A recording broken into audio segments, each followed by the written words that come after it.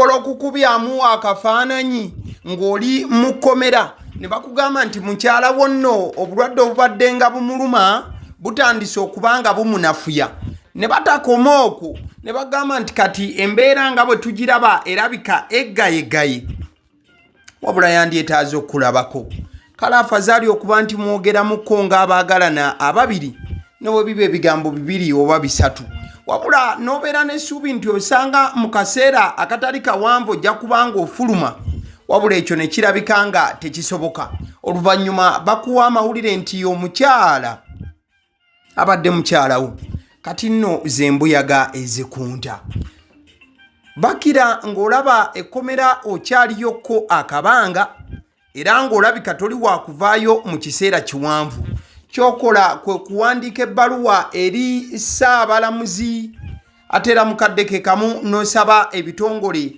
oba ekitongole ekyabalamuzi kikugirire ekisa afazaali bakuwe beyiro ogende oziike ku mukyala tebakola nsobi production warrant neweerezebwa era nejja mu kkomera gy'oli ekitegeeza nti ogenda kukkirizibwa okuba nga oleetebwa mu kkooti olunaku olw'okuleetebwa mu kkooti bwe lutuuka ate ne batakuleeta mu kkooti wabula ne bagamba nti ogenda kubeera ku Zoom oba omusango gwakuwulirwa ng'oli mu kkomera ebyo nno byenjogerako bye bituuse ku mukulu Alex Waiswa Mufumbiro nti olunaku olwayongera ku mwezi 10 April abadde wakubeera ng'aleetebwa mu kkooti wabula tebamuleese kkooti etudde wabula ng'etuulidde ku Zoom oba bataddewo kompyuta eri mu kkomera gy'ali ne mu kkooti eno wabula mu kkooti tebakkirizaayo na baamawulire kati nno ebivudde mu kkooti olunaku olwaleero ng'enakisa omwezi 10 April omwaka 2026 Leader of Opposition Joel Ssenyonyi amaze okutukakasa ebitundu 10 ku kinne waakyo nti Alex Waiswa Mufumbiro taweereddwa bail kkooti tekkiriza kumuta at least yeeyimirirwe ku kakalu ka kkooti Kawempe Chief Magistrates Court has denied Alex Waiswa Mufumbiro bail sad kyekigambo ekiwandiikiddwa Joel Ssenyonyi ng'agamba nti kkooti eya Kawempe egaanye okuwa Alex Waiswa Mufumbiro bail oba okumuta David Lewis Rubongoya waise eddakiika 2 naye n'awandiika n'agamba nti Comrade Alex Waiswa Mufumbiro denied bail by the Chief Magistrate at Kanyanya. He won't be able to physically bid farewell to his wife. How sad. Ne David Lewis Rubongoya n'akikakasa nti Alex Waiswa Mufumbiro ekkooti ekanyanya emugambye togenda kweyimirirwa era togenda kufuluma ekitegeeza nti Alex Waiswa Mufumbiro tagenda kusobola kusiibula ku mukyala we oba kumukubako eriiso evvannyuma kkooti egambye nti nedda wadde ensonga zonna ziteereddwa ku mmeeza nti Alex Waiswa Mufumbiro teyasobola kale at least kujjanjaba ku mukyala we n'okumubeererawo mu kaseera akaali kasinga okubeera nti amwetaaga n'asaba at least akkirizibwa agenda amuziike kkooti egambye nti nedda era ekifaananyi ky'olaba kwe kunnyogoga okubuutikidde banna NUP ababadde bazze ku kkooti Mama Dr. Lina Zedriga acting nga president wa NUP naye abaddewo Honorable Joel Ssenyonyi n'abalala nkugambye amakya g'olunaku olwaleero gabaddemu ebirumira oba n'ekigoye weezinge mungi olw'ensonga ku ssaawa 4 kkooti lwebadde esuubira okubeera nga etuula wabula ssaawa zigenza okuwera 4 nga tewali musibe n'omu alabikako ku kkooti wabula nga security ebadde ggulugulu ekitenkanika kati nno bannamateeka ba Alex Waiswa Mufumbiro we bakabatemedde ne babagamba nti ne ku kkooti tagenda kuleetebwa wabula bigenda kuba nti nno tutuula butuuzi ku Zoom kati Alex Waiswa Mufumbiro waawulidde ekyo n'agaana okugenda ku Zoom wabula oluvannyuma lw'okuwuliziganya akaseera akkiriza n'agenda ku Zoom wabula olutuula lwa kooti luno terukkiriziddwamu baamawulire era byonna ebiteeseddwa eyo tewali wa mawulire akkiriziddwa kuba nti abiwulira na bino tubikuwa ku lwabo banna NUP ababadde munda abakkiriziddwa ekyo nno ekifaananyi kyolaba eddakiika eno mukwano gwange yembeera eriwo wali ku St. Stephen's Church eno esangibwa Luzira we baleese omubiri gwa mukyala wa Alex Waiswa Mufumbiro.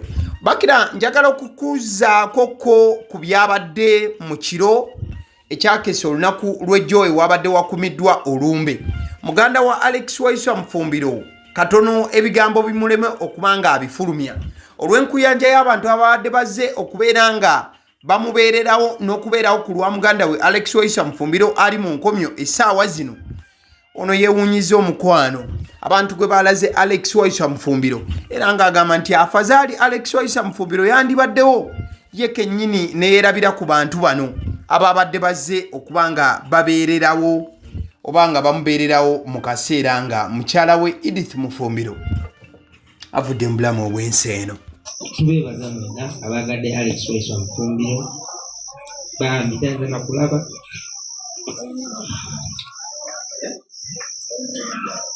mukwano gwe mulaze naye kyemmanyi ate ekisinga okusesa akusuubira abantu basuubira tibamwagala era byonna byonna mu mbeera emu oba endala bijja kutambula bulungi.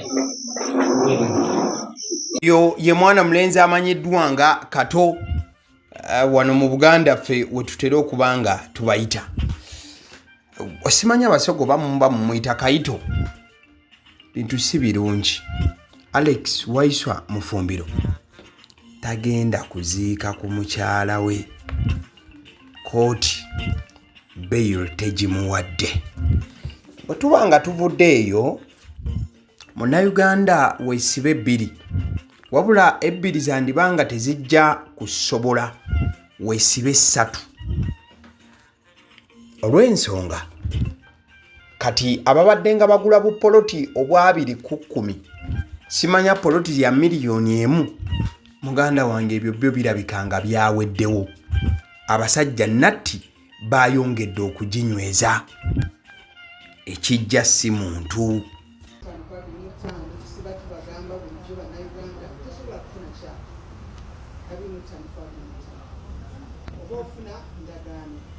And going forward, we are going to amend the physical planning law. Physical planning law, the take a get to Yambako, take a take a look at the Uganda and get between the Sam, it's a kind of cheap if you take up. This will be until the take care of the Nava Gram, the Jakova, the Randi Kabulunch, Uganda, Chicho, you know, Kola and Chicho Subia, Takadi.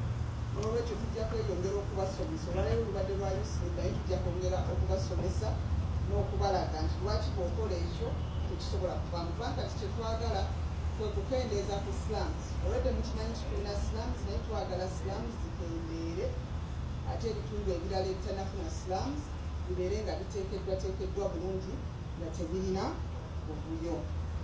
Bw'alina ekizibu ky'ekyapa I will ask for more information. I will send it to my office or my WhatsApp. Otegedde wakati nga government ekyali mu luwookano lw'okulaba nti kati abantu bwe muba mugula poloti zirina kuba 5 ku 5 ku 10 n'okweyongera mu maaso ate kati bayongedde n'ennatti bw'omala okuba nga oguze poloti togenda kumala gazimbamu nnyumba gwe gy'oyagadde. In fact kati baataddeho emisango emikakali okusanga ng'ozimba nga gavumenti teyakukkiriza era nga teyakuwadde buyinza kuzimba ekyo ky'oli mu kuzimba. Sooka owulirizeeko wano mukwano. Sinsaka obukadde 5 mu emitwalo 6 oba okusibwa emyaka 12 kati ekibonerezo kino kyongezeddwa era nga kati ojja kusasulanga siringisa obukadde 10 oba okusibwa emyaka 12 oba okukola ebibonerezo byombi. Ng'ekitongole kya National Building Review Board kye tukola kati oluvannyuma lw'etteeka lino okutandika okukola. Twabaka na ne kaweefube okukola ebiragiro ebisisa mu nkola etteeka lino erya Building Control Amendment Act. Era tubasuubiza nti essaawa yonna ebiragiro bino tujja bimaliriza bisibweko omukono minisita waffe avunaanyizibwa ku sekita yaffe eya Works and Transport olwo bitandike nabyo okukola. So tusaba bannayuganda mukitegeere nti etteeka lino terizze kubalemesa kuzimba wabula lizze okulaba nti ebituzimba bituukana n'omutindo okutaasa obulamu bwa bannayuganda wamu n'ebintu byabwe. Mwebale nnyo okumpulira. Ndowooza kati mutegedde awo we tutuuse. Ojja kujjukira nti etteeka eri omukulu lyabadde ayogerako gye buvuddeko Pulezidenti Yoweri Kaguta Museveni yaliteekako omukono. Etteeka eriruŋŋamya ku kuzimba. Kati abasajja batandise dda okuba nti baliwa amaanyi n'okuteekateeka engeri gye ligenda okutambulamu n'okukolamu. Omanyi amateeka agamu gayita mu Uganda bannayuganda nga temutaddeyo liiso oba kugatunuulira ne muga tteeka lyayise. Kati etteeka buli weriyita manya liba lituuka butereevu eyo gy'oli n'okubaako bye bikola ku lw'obulungi ate era olumu ku lwa engeri endala. Mu kaddeke kamu gavumenti yavuddeyo n'esiima bannayuganda abakola wabula nga bali ku kyeyo. Okusinziira ku banka ya Uganda, according to the Bank of Uganda, remittance inflows reached an estimated $2.5 billion US, about shillings 9.36 trillion in 2025, significantly higher than earlier estimates of around $1.5 billion US, and that is about shillings 5.6 trillion. Mulaini efaananako bwetu. So okusinziira ku banki ya Uganda eraga nti omusimbi oguva mu bannayuganda abakola okuva ebweru ne guyingira mu Uganda gwayingidde obuse 9 n'obutundutundu 36 as in trillion 9 mu mwaka ogwo gwa 2025. Kati mukwano gwange gwatamanyi trillion ezitowa kyenkana ki. Budget y'omwaka guno egenda kubeera ya trillion 81. Wabula banka ya Uganda yazudde nti bannayuganda abakolera ebweru baweereza trillion 9 omwaka oguwedde. Nkugambye budget y'eggwanga eri ku trillion 81 gye ba proposing eyo egenda okutandika. Wabula bannayuganda abali ebweru baweereza trillion 9. Kitegeeza nti bannayuganda abali ebweru beeyongedde okubeera ab'omuzinze nnyo ku byenfuna by'eggwanga nyaffe Uganda. Nabo ekito kati ffe abali wano e Uganda bannaffe abali ebweru tubagamba temujjanga okwo muwaniridde economy sebo mu maanyi agaddala. Kale nzikiriza nkutegeeze ku bannaffe aba Honeybites bagamba nti bo omulimu gwe bakola gwa kukolera byakulya eby'abaana abadda ku masomero. Bwe tugamba abaana abadda ku masomero saabo bokka abadda ku masomero wabula n'ababeera ewaka balina package ey'ebyokulya eby'abaana mu line efaananako bwetyo. Gwe bakubire bukubizi obagambe njagala package y'ebyokulya by'abaana abali ku masomero oba abaana abalya ebyokulya. Balina ebyokulya yogera ku daddies, yogera ku binyeebwa, amawogola, yogera ku bagiya, yogera ku cupcakes, yogera ku donuts. Osobola okubafuna ku 0709 787508. Ate era mukadde ke kamu bw'oba oyagala ku pizza size yonna era namba y'emu. Ate era mukadde ke kamu bakola ne cake eza buli mukolo babayita aba Honeybites. Njagala n'okutegeeza ku bannaffe aba Alson Painters UG, bano basiizi ba langi era nga balina obukugu mu kusiiga langi. era bamanyi ne langi ki egenda ku kizimbe kyo era mu ruumu ki. Tebasobola kuddira langi yandigenze mu kisenge ate ne bagisiiga mu ddiiro ey'omu dining ne bagisiiga mu kinaabiro. Nedda, Alson Painters UG omulimu gw'okusiiga langi bagukugukira ddala. Basiiga ebizimbe okuviira ddala ku ruumu emu paka ku makalina n'amakalina gwe bakubira ebukubizo bagambe nti Alson Painters UG namaliriza okuzimba ekizimbe kyange. In fact ne bw'oba olina ekizimbe nga kikadde nga olaba langi yaakyo efaanana si bulungi, Alson Painters UG bazze kugonjoola ensonga eno. Bakubire ku 0705 1936 be bannaffe aba Alson Painters UG. Aba Sedi Omusunsuzi lyerinnya eryange yenze aba Sedi Omusunsuzi, yenze atuula emabega w'omuzindaalo buli lunaku era ly'eddoboozi ly'owuliriza ku mukutu guno. Aba Sedi Omusunsuzi ly'eddoboozi eryo era ng'omukutu kwoli gwe guno ogwagaliwo. Nagamba nti information yonna gy'olaba ku channel eno tetugattamu kintu kyonna ate tewali kye tutoolamu. Information nga bw'eba eyingiddewo ffe bwe tugikwata ne tugikuwa. Kati gwe omulabi n'osalawo ki eky'okukozesa information eyo. Kati ky'ogenda okukola mukwano gwange bw'oba omaliriza okulaba vidiyo eno, likinga, commentinga ki ky'olowooza, mukadde ke kamu subscribinga bw'oba nga omukutu guno oli mupya, ate era mukadde ke kamu sharingira mikwano gyo girabe vidiyo eno ate ne videos endala ku mukutu guno. Agaliwo YouTube channel, mwebale kutulaba.